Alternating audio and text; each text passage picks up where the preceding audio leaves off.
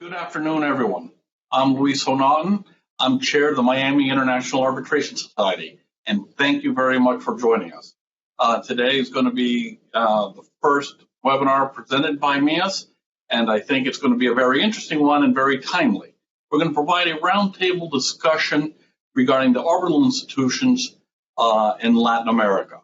We're going to discuss how these institutions have been managing their cases and how they're going to be dealing with the forthcoming surge of cases and basically how they're going to deal with it. We have an exceptional panel whom I can say they're really my friends. The moderator for the panel is Deanna Drulers. And other than a good friend and someone who has cooked for me, so which I say thank you, Deanna. She is really wonderful for this part. She's an arbitrator and mediator with incredible experience in the creation and management of arbitral institutions worldwide. She brings a great deal of experience, particularly from Caracas. She has advised parties in revising cases and devising case strategies. She's a member of the ICC, International Court of Arbitration. She has overseen more than 600 arbitration and mediation cases and holds leadership positions on a number of advisory boards and arbitration interest groups, including the ERA Pledge, the Institute for Transnational Arbitration, and others. She's an arbitrator. She's on the arbitrator panel of various institutions. She brings incredible cross-cultural insight to bear. And so we're really quite lucky. And I'll allow Deanna to go ahead and introduce the rest of our panel. And I'll just let everyone understand that if they have questions, there is a Q&A button on the side of your screen that you can go ahead and put your question in. Hopefully, towards the conclusion of the session, Deanna will try to pick up as many of those questions as possible and present them to the tribunal. Thank you all for joining, and again, I really appreciate my panel for agreeing to do this. Deanna, you have the screen. Thank you very much, Luis. I'm very happy to be with you today. I want to thank MIAS, the Miami International Arbitration Society. I think I do that not only on my behalf, but on the behalf of our panelists today, and your team, Luis, which is your technological team, which has helped us along in putting this together, Chuck and Inés Calderón. And so thank you, all of you, for making this possible. And thank you, the participants who have made this also possible. And we hope you will be very interested in what we have to say. We do have an exceptional panel today.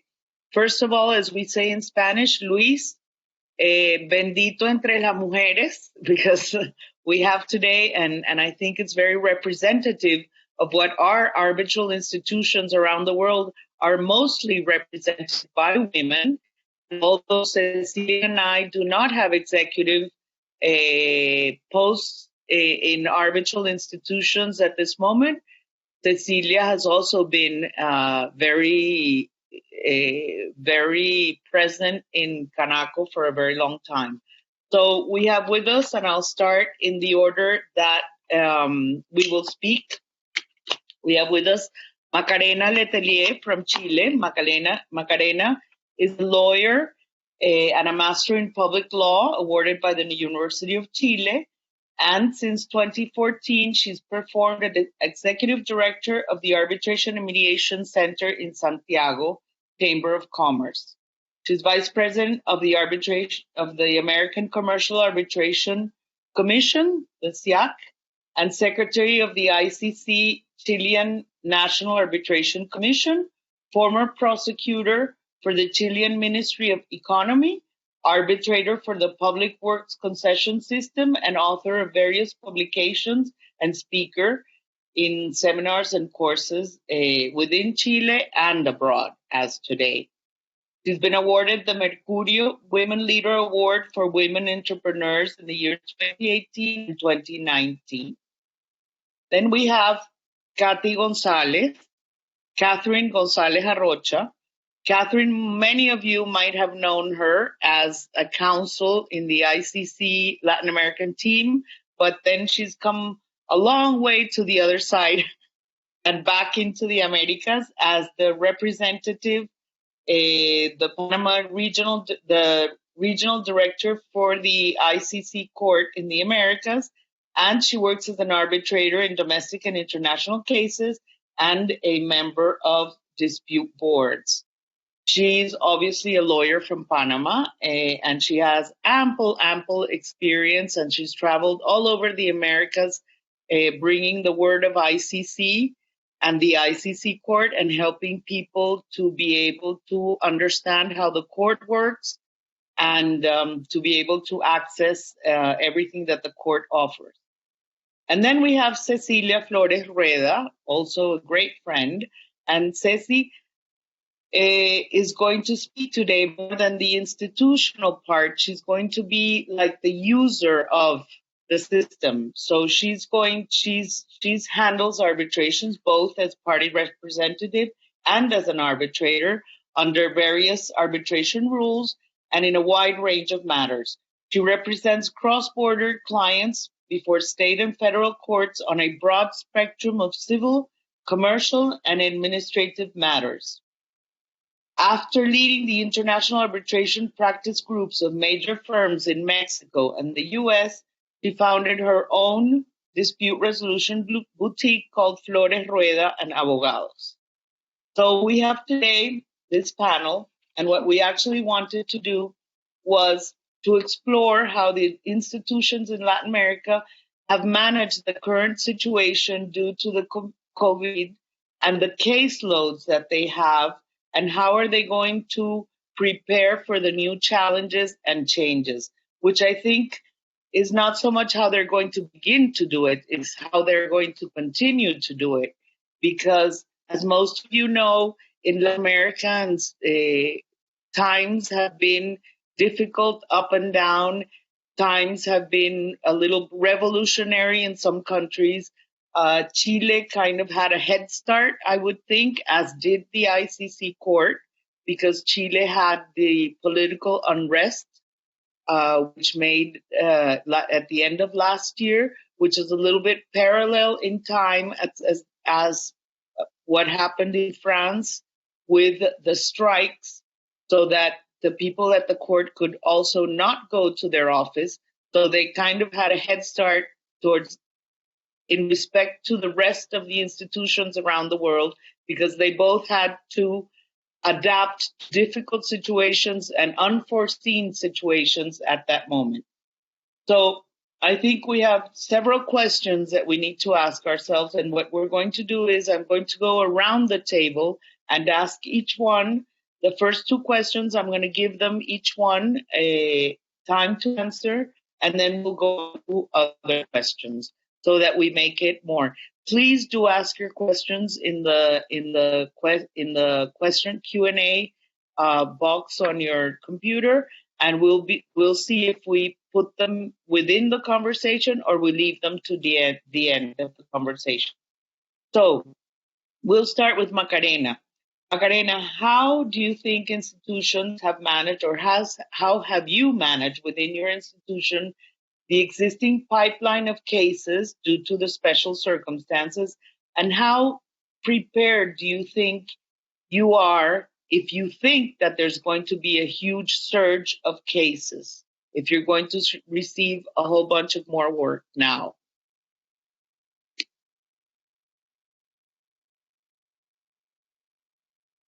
Okay, I think we have problems hearing Macarena. I think Kathy, would you be kind enough to start? Okay, with great pleasure. Well, I have a presentation that I'm going to share now. Can you see it? Yes, we can see it. Great. So first of all, now I cannot see you. I can see my presentation, but I know you're there. So first of all, thank you all for being here. Thank you very much to MIAS for organizing this event, for allowing us to share this panel with good friends. Luis, Diana, Macarena, Ceci. I'm very pleased to be here and with all of you. I think that we also have to be thankful just for being here, for being alive and healthy. We should not forget that many families are facing very difficult situations right now, especially in our countries in Latin America. So we should not forget them, and we should be very thankful for technology and for allowing us to continue working as we are all here. We're very lucky. I read recently that one of the words that has been mostly used this year is unprecedented, because of course this is an unprecedented situation, and it is for arbitration. It has been for the arbitration world, without doubt. The impact of the pandemic has not only changed our daily lives, but also our business lives. And the arbitration institutions in America, I think in general terms, have reacted very quickly and positively to this situation. In the case of the ICC, and answering to your question, Diana, well, we have seen many changes in the last month. And of course, it depends where the offices are, the different offices of the ICC. Paris is doing much better right now. As you know, the lockdown has been eased there. So the offices are now more opened. It is not the case in other offices in other parts of the world. But the first immediate reaction, and I'm trying to change here my slide. I hope that it will change. Yes, here it is. The first immediate response facing this situation was that on 17th March of this year, the Secretariat of the ICC Court issued an urgent message to the dispute resolution community in order to inform them what was happening first.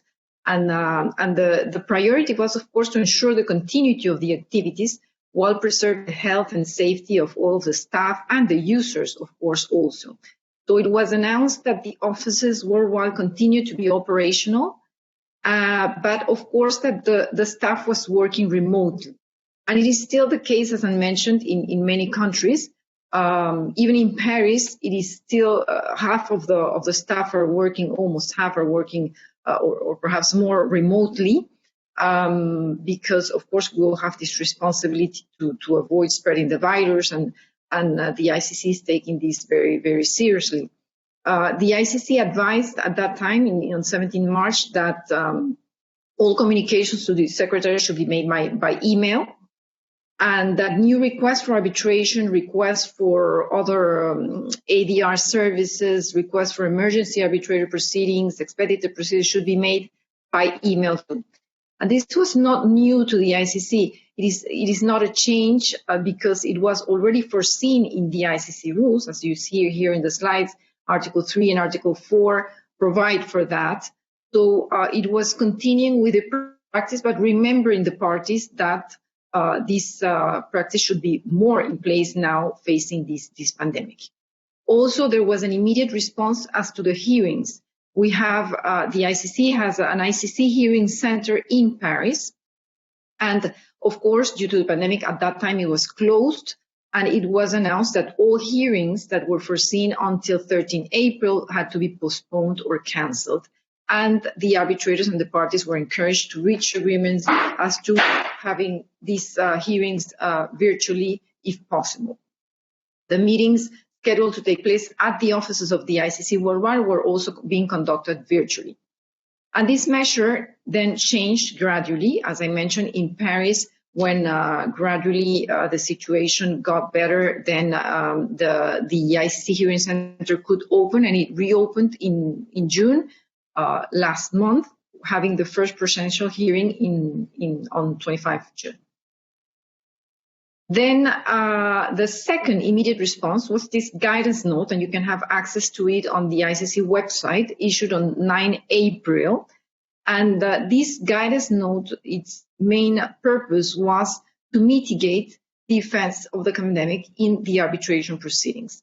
And it started reminding the parties that the COVID or the pandemic should not alter the fundamental principles of the operations of the court and the Secretariat and of the ICC rules.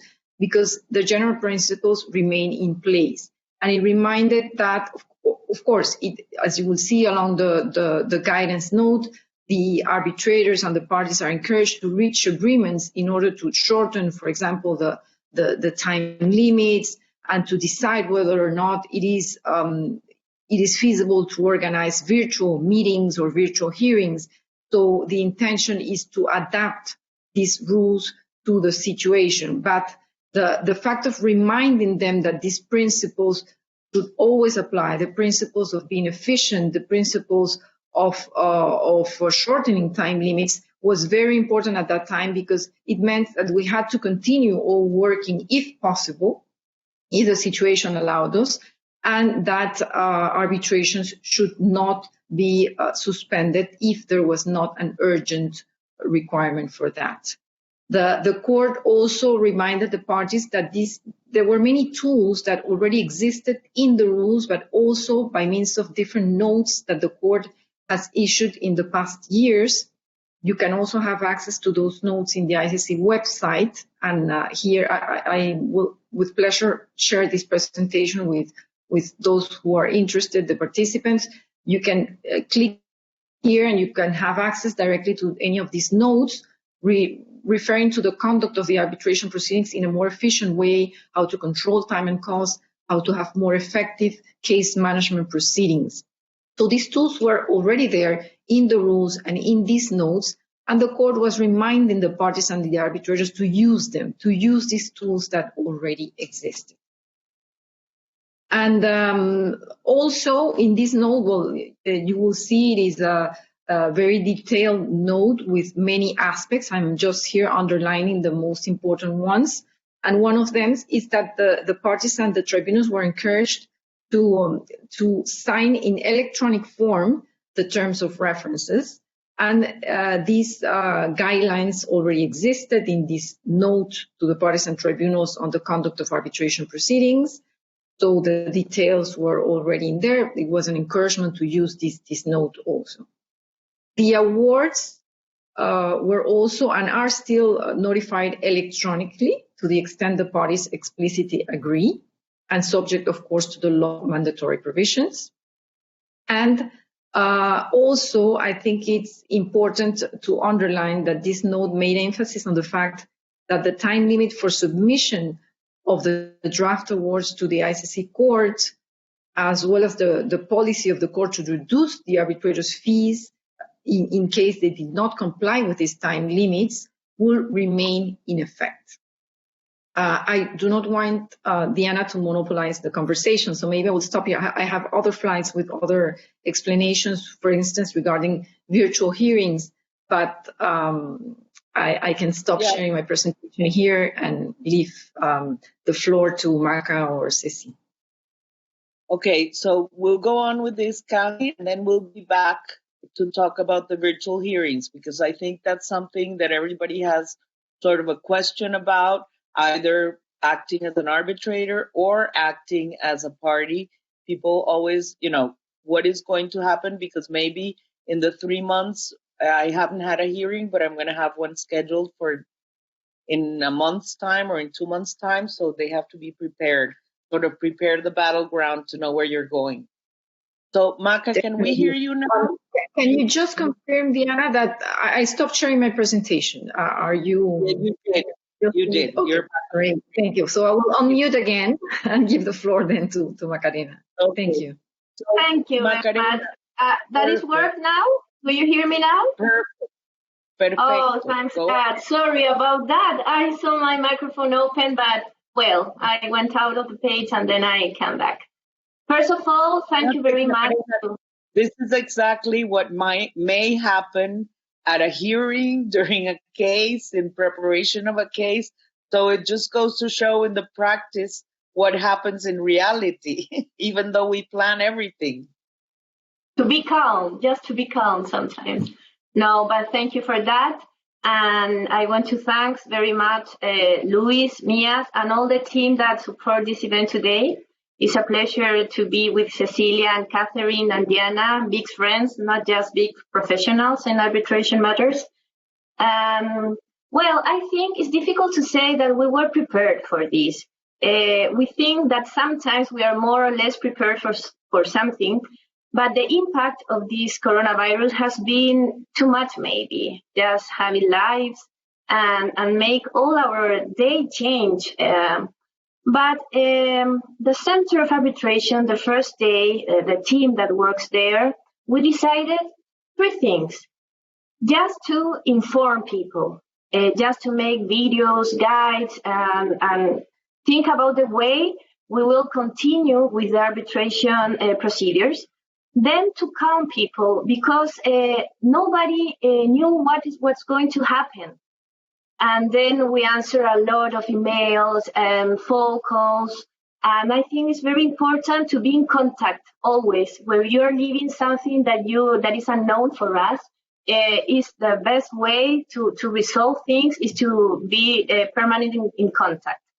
And then we decided to go on. If it's true we were not prepared for nothing like this, we have a lot of electronic cases in 2013. You know that Camp Santiago belongs to the Chamber of Commerce of Santiago. That is a not-profit institution. It was founded in 1992. We have domestic and international arbitration, mediations. And you know that mediations is being very useful today. We run a pro bono program because now people are having a lot of conflicts. And we have to help them to resolve things. The judiciary has a law, the government enacted a law that suspends terms in ordinary process. So people are asking for mediation and arbitration as never before. So we have the responsibility to make them possible. Today, I was asking before, we have had more than 400 video conference hearings. And it is easy? No, it's not easy, but we want to go on because sometimes when you don't have justice on time, you can't call it justice. So we are working every day. I think that this networking with lawyers, with international institutions, we represent ICC, and it's so important to see what they are doing always. The guidelines, the support, we have calls with them often. So it's a good thing to know what are you doing in your countries, what is happening there, and maybe we can follow you in the things that have been good for, not just for the institutions, for people that need always to resolve their conflicts. And even more now in these times we are living, so difficult time, but we are together and using a lot of technology that I will refer after in the other question, Diana. Thank you.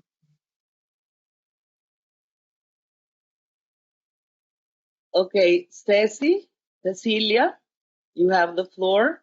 You have to unmute your microphone. Hello, everyone. I'm very happy to be here sharing with you this presentation, and I will also want to thank MIAS, Luis, Inés, and well, it's a pleasure to be here with Diana, with Kathy, and Maca. So thank you so much. We are all concerned about this corona crisis, which is plunging the global economy into a deep crisis in economic terms. I mean, projects are standing still, contracts are not being fulfilled, and this will lead to numerous legal disputes. And we are facing challenges on how to adapt and how to manage dispute resolution as lawyers. And I'm very happy that arbitral institutions, how they fund. There are mechanisms, dispute resolution mechanisms, but the question here is that if they will be adapting to this new situation, or what it is being called the new normal. As I said, I'm very happy on the response of most of or almost every arbitral institution. I, as a user and as a practitioner, I think that all arbitral institutions responded very fast. As Macarena mentioned, first it was how they were going to manage this crisis. And of course, they just started reacting. We can find there are a lot of these guidelines for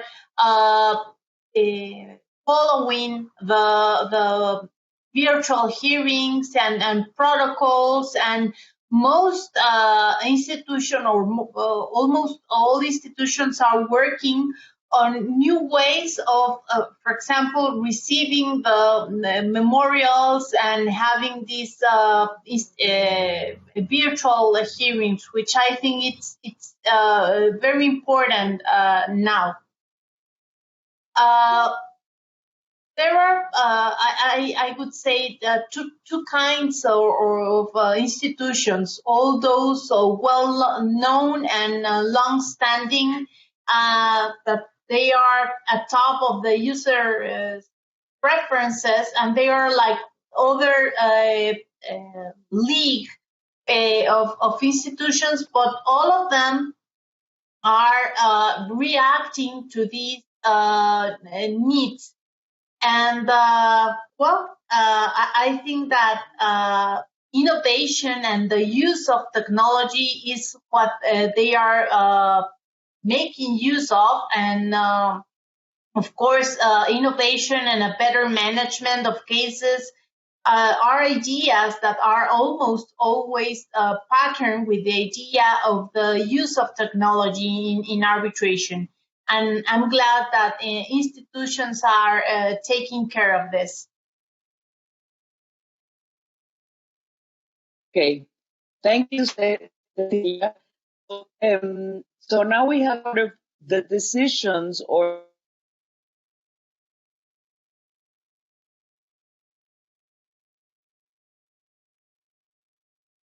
a new self in all the institutions.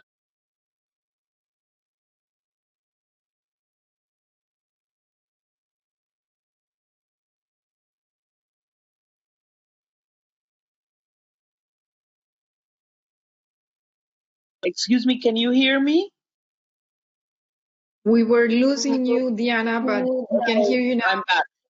Okay, I'm sorry. There was some sort of glitch.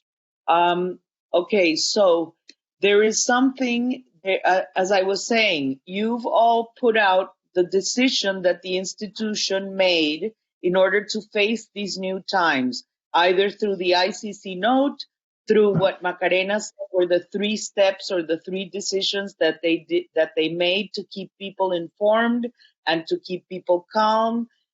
But how does this translate into actually keeping the institution running and having it do, expedite cases, and how is technology actually working for you? Are the procedures still as efficient? Do you feel you're being as efficient as you were before? Or even do you think this has helped to make us more efficient and to make us even work more? Because even though I'm not in an institution, I feel that I can manage now more meetings than I did before, simply because I don't have to drive from one place to the other or take a trip to see somebody else. So this MIAS seminar, we would have probably done it being together and having, an event, whereas now we have this whole new world. So how do you translate those decisions that you made to be able to apply them in an actual case? Because my worry is always, for every tribunal is different. And the tribunals are made up sometimes of some people who are very technologically savvy and others who are not. So how does this really affect the running of day-to-day of an institution? Macarena? Thank you, Diana. Yes, I think, well, as I told before, we have the electronic files since 7 years ago. So we have some tools just going on today, but the reality is that you have arbitrators in different generations, and not just that, you management and a different way tools of technology. It's not easy. We are seeing today, but we have to work on that. We work a lot with electronic sign too. So the awards are always signed by electronic. We have like a dispositive and a token that you can sign the awards.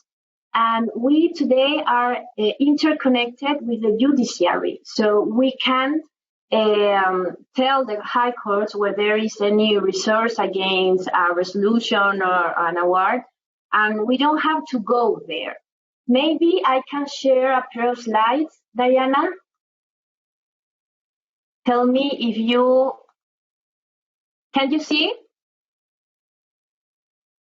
Yes, please go ahead and share the slides. No, I can't. Yes, are you seeing? Can you see? No. We see you still. Now. Okay. There? Perfect. Perfect. Yeah, thank you. Thanks, God.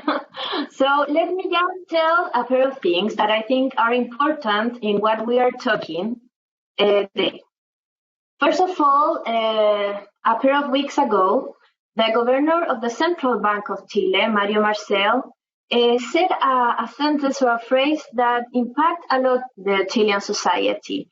He told, we have to recognize that technical capacity and creativity are not enough to replace cooperation and dialogue.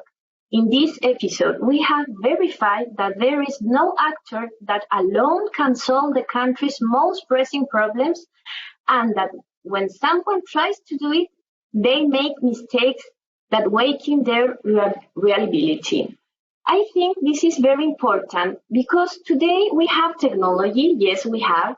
We are working on that, but we need the human people too, the teams behind the arbitrators, the lawyers, what make possible to go on with the arbitration cases. And that's why I love this imagine, because today we have different principles that move us in this 2020 year.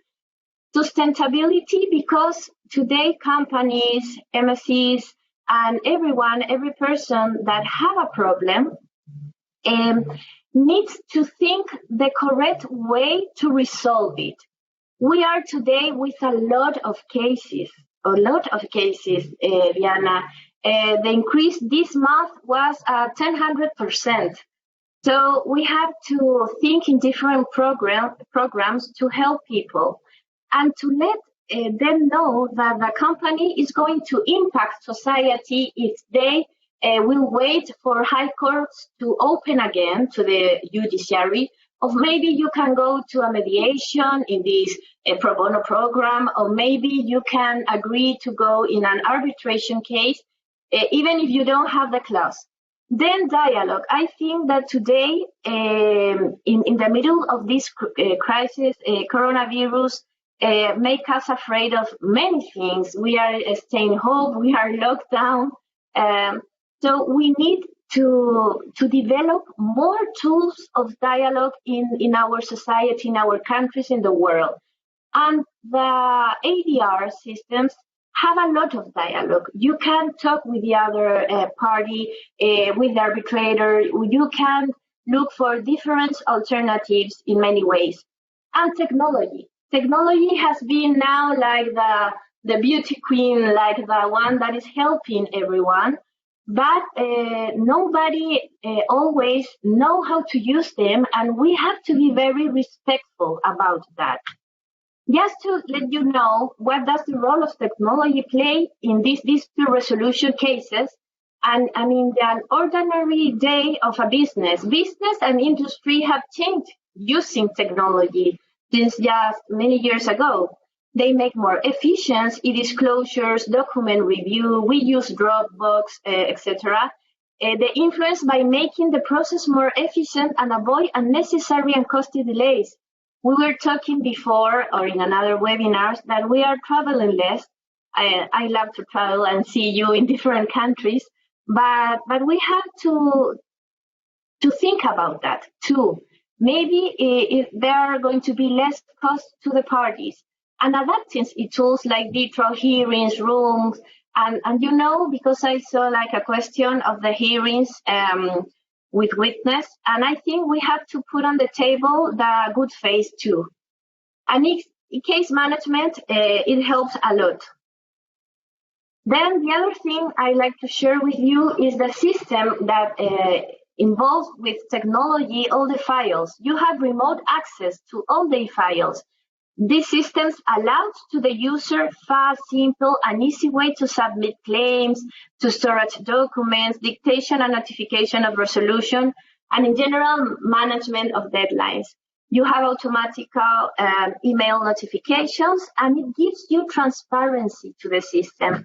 So I think that this is very important because, yes, it's true that we were using them before this crisis, but this, I think, in some way, put like an acelerador. It make more fast the introduction of technology in our arbitration cases. And just for last, I would like to tell you about this interconnection with the judiciary that has helped a lot. We signed an agreement with them 3 years ago, and really today, if we wouldn't have that agreement signed and going on, just I think that the arbitration cases will be suspended more than they are today. We have 85% of cases going on. They are working on the cases. And I think we have to maybe to be so thankful about the technology, but I repeat, we must be respectful with a different approach to technology of different arbitrators. But I think the role of the institution is help everyone that is involved in an arbitration case and in the use of technology. Thank you, Macarena.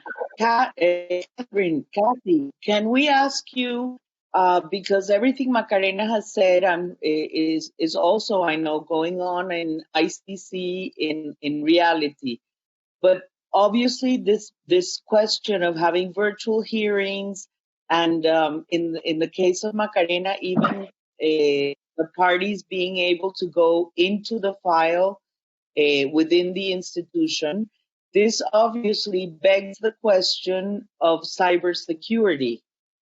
Have the institutions really stepped up or put one more notch on the security issue of papers going back and forth through the internet, and how does the ICC having to work with countries, people in 148 countries, I believe was the last year's cases came from 148 countries. How does that oblige the institution towards the liability and the security and all those kind of issues? Can you hear me, Diana? Thank you. Yes, I can definitely confirm what Macarena mentioned, in the sense that this pandemic has accelerated some trends that were already in place in the arbitration world and in many institutions. So it has somehow forced us to use some tools that already existed there that we knew about. But of course, as you mentioned, Diana, it is more difficult in some countries than others. Those who are more used to it will of course follow more easily than others. But in general terms, we see that the reaction has been very positive, And the institutions also, and I here would like to take something that was mentioned also by Cecilia, in the sense of seeing this positive reaction from actually all institutions, almost all institutions around the world. And I wanted also to mention that there was a convention or an agreement signed by all institutions, or most important arbitral institutions at that moment in March, when the first urgent communications came, in the sense of joining forces to help the arbitration community to cope with the difficulties of the pandemic and deal with the specific issues that were rising. And one of them was definitely the virtual hearings. And we saw at the beginning many conferences and hearings in Latin American webinars related to these virtual hearings. And I do have some slides that I'm going to share now, I hope.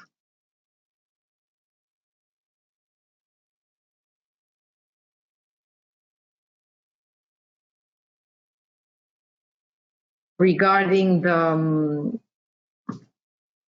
your question, Diana, and one of the immediate responses, as I mentioned, of the ICC court was to issue this guidance note to the parties with respect to the different situations that might arise. Of course, one of the most important ones was related to the virtual hearings.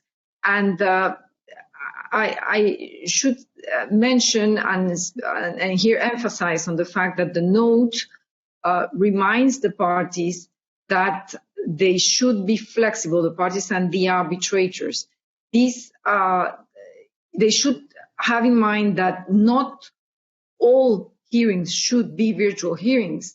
You have to take into account many particular situations that would lead you to that final decision, of course, after having consulted the parties.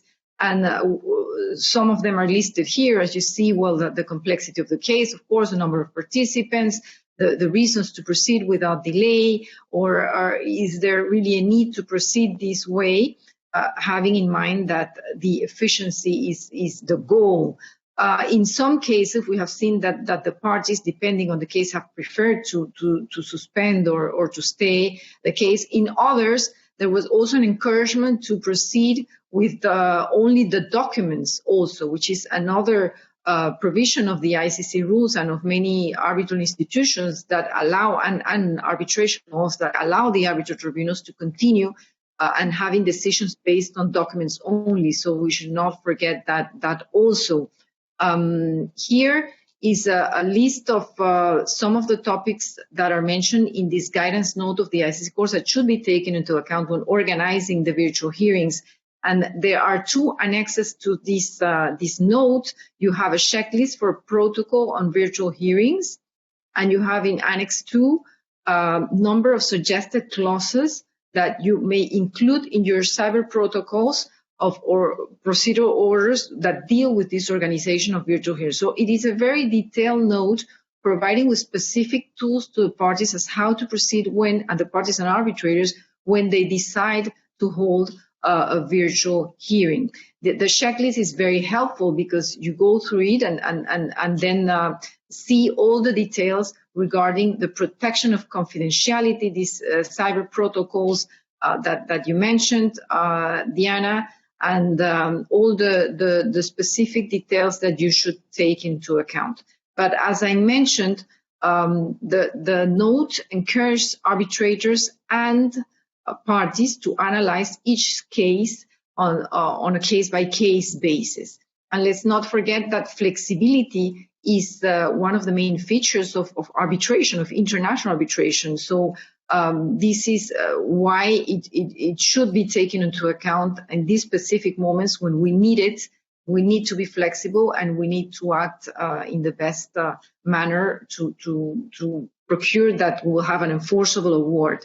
So not all hearings should be virtual, but yes, all proceedings should be fast, as efficient as possible. I did have also here a slide regarding what could or is still being the ICC court is doing, thinking about the future. But I can stop here, Diana, if you wish to give the floor. Yeah, I would like to have Cecilia make a comment on, as an arbitrator, acting as an arbitrator or as a party representative. What is your opinion of the virtual hearings? Does it facilitate your life as a party representative or make it more difficult? And as an arbitrator, does it make it easier or does it make it harder? Thank you, Diana. Well, indeed, virtual hearings are making things easier for all of us. As you mentioned, you can do more things because you don't have to commute from one place to another. And well, there's a lot of time involved with commuting, which you can make better use of it, working at your office or at home, and organizing for the hearing, reviewing the file, and preparing your questions. All the time you can make better use of it. However, and the challenge is not only for arbitrators but also to counsel is, that personal touch. It will never be the same to hear live a witness, and a fact witness or an expert witness, like feel the body language and be close to the parties, their reactions, and how everything is prepared. Also acting as counsel, having just next to you your co-counsel, and maybe this very usual method of exchanging or passing post-it notes, and maybe with a sign, telling your co-counsel to stop or to continue or to ask that question, or that the witness is saying something that it's key for the case. You will never have that on the screen. However, this not only because of the pandemic or the COVID crisis that we are facing, that we are stuck home. There was a lot of traveling involved and a lot of commuting involved, and there were a lot of hearings taking place. So you would have to be working in an airport or in an airplane. And, that was sometimes, now that I sit in at home at my studio, I think, God, it was too much, and I was missing a lot of not only personal life but of life. I was spending out of 5 nights in a hotel room. I think it was too much. So as long as we can adapt and take the most out of the virtual hearings, and we'll learn to use that technology and the virtual hearings and everything, things will be better for all of us. We need to go on to the questions because I believe we only have 10 minutes left. So we've been receiving questions, and the questions relating to the virtual hearings have mostly to do with the witness statements and how to manage the witnesses if they are, if you're in a virtual hearing and everybody's in a different place.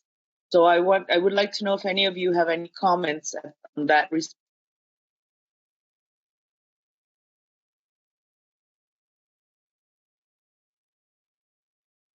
No comments.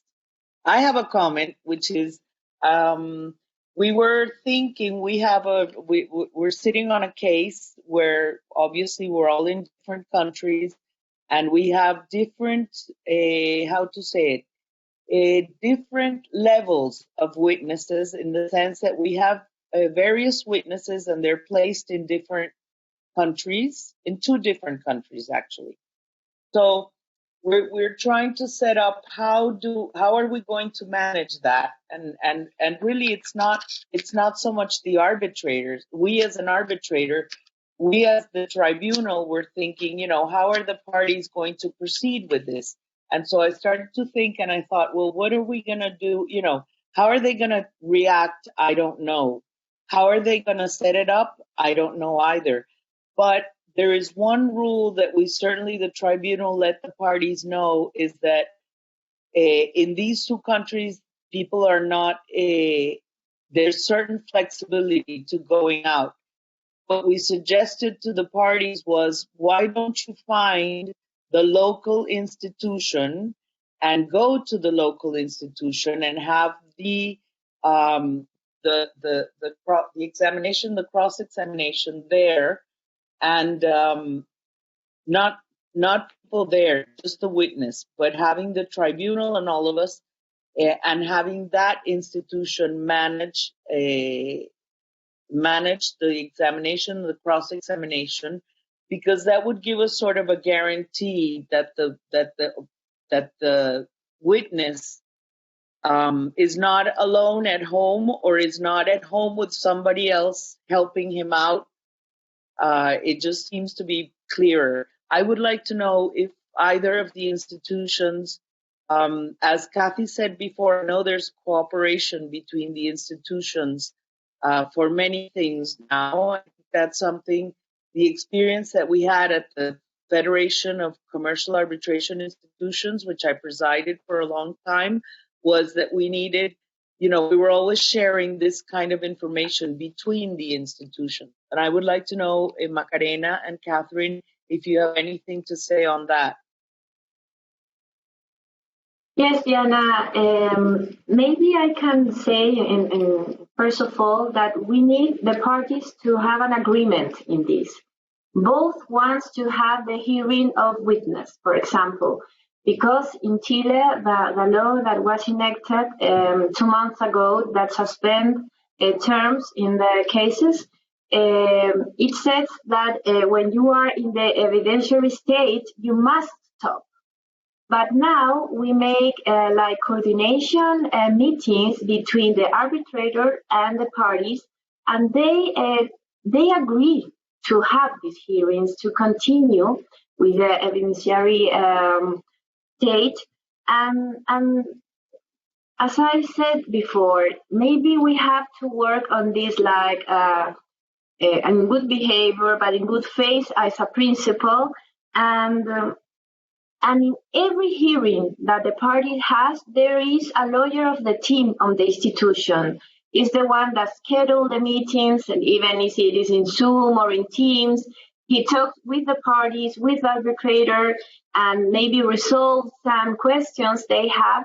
But we have had a lot of hearings with witness, and as I said, it's very important that the parties agree on this. And then you have like 5 days to tell anything that maybe doesn't seem well for you, or you think there was somebody with a witness, but until now I have not seen nothing of that. And you know that the 15% that has stopped all the terms in arbitrations is because you can get the evidence. The office are closed, the companies are closed. So, but that is the main reason for the cases that haven't gone on these days or this last month. But I think that's what I can say about these hearings. They are going on. They must agree to have them.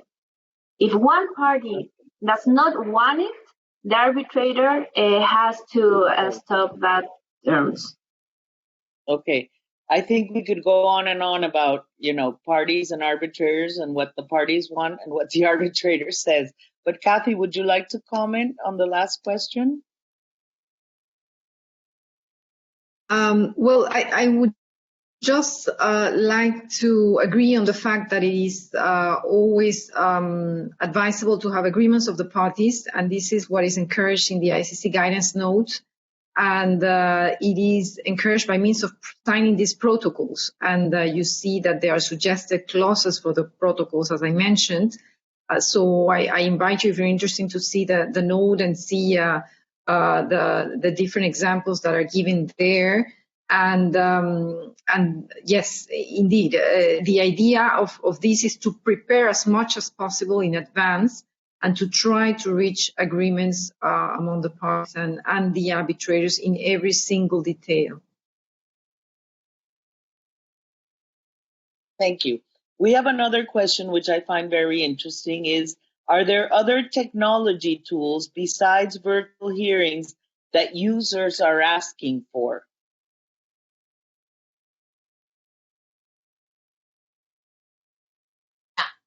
I can comment on that, Diana. Okay. Go ahead, Ceci. Oh, thank you. Well, probably it is too early to draw any conclusions on the long-term effects on how the crisis has or could affect the current case law of the arbitral institutions. But what is true is that the major number of them are overcoming the challenge successfully with these guidelines and the protocols for the virtual hearings. But I would say it's also very important how the arbitral institutions are going to manage the case law. For example, filing, making virtual filings and having maybe a file on the cloud or all those things are also important. And counsel are asking for that, not only the virtual hearings, but making filing through for example, the cloud or the WeTransfer or the Google. It's also important that arbitral institutions develop these kind of platforms for the users. Yeah, I think the other questions that we have are mostly questions about testimony in virtual hearings. Then we had another another question also on the virtual hearings, and we have a question that is referent to the technology uses in different countries and how they can affect the cases depending on where the party or the arbitrators are, if the internet systems are not good throughout Latin America or throughout other countries. Obviously, the speed of the internet differs from country to country, the access people have, and I think it's also an experience tells me from a long time when the internet started to have more use and when papers were going through and what people were suggesting we should use in the institutions. And I remember very clearly, and I'm sure Kathy remembers very clearly, that her predecessor or before, Fernanda at the beginning spoke of having each file be like a web page where everybody has access, but that web page would be like your home, where everybody can ring the doorbell, so everybody could see the file, the name of the file or the number of the file, but only certain people would have access to the living room, because you only let certain people into the living room. So only the people who had something to do with the case would be able to come into that first step of security, which would be like the living room. And then if you would have the parties and the arbitrators be able to go, for example, I don't know what to tell you, but the office or the kitchen. And then you would only let into the bedrooms the arbitrators, because they were the ones who had access to absolutely everything and who could chat in that inner bedroom. And at that moment, I remember clearly when he gave that first conference and he said that, made that comment, a lot of people were saying, well, I don't know, because I want to, we have to always be in a room together. It's not the same. You can't do it that way. And what about people who don't have access? And what about not to be politically incorrect? But at that moment, there were certain people who were excellent arbitrators, had been in arbitration a long time, but I would say old school in the sense of older people who had always worked with a secretary in their office who didn't, manage their computer as well. And so it was difficult for them. So it was a whole big issue. And thinking about this webinar, I thought, wow, I remembered Fernando and I thought, wow, at that moment that was really revolutionary. And right now it's what everybody is doing in a different way, because at that moment, Zoom was unheard of. This is, or Blue Jeans or any platform that we're using now.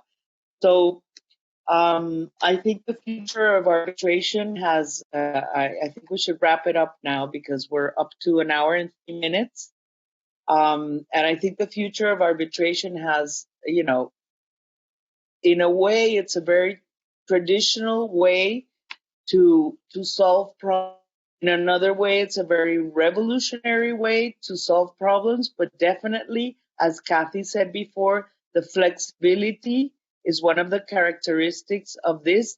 And I think this is what has helped the most, especially in countries where the legal or the legal original power that the courts have is not very modern.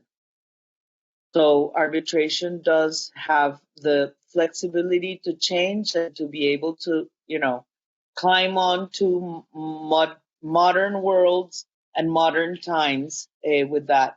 I would like to thank you three. Luis, I believe from now I will let you take the floor and the camera. Are you there?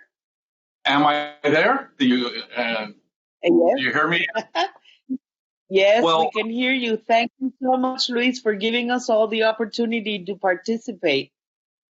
No, thank you all. Really, it's I want you all to know, although you don't hear it, there is virtual applause going from Ireland through Latin America. We've had people, and they're all very appreciative. In fact, I've been looking at the attendees, and very few really have dropped off, even to the throughout the hour.